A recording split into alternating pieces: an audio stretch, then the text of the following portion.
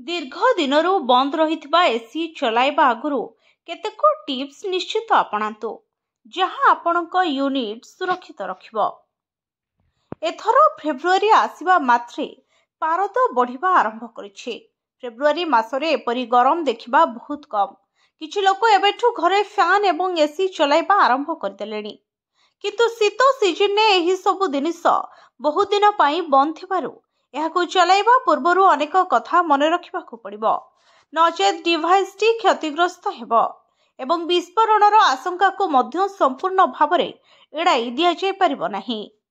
तथापि टिकिए सचेतनता सहित एसी को दीर्घ समय पई व्यवहार करा जाय परिबो, कोनोसी दुर्घटनार भय रहबो नाही।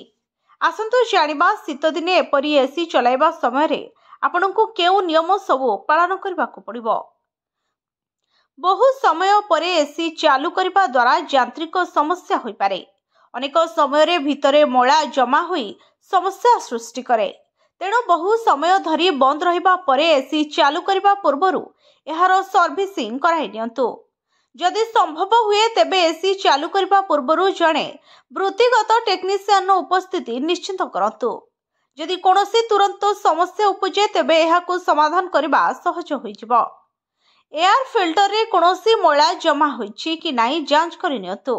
आवश्यक हेले एसी भितरे थिबा नेट खोलंतु ओ एहाकु धूलिरु सफा करि नियंतु।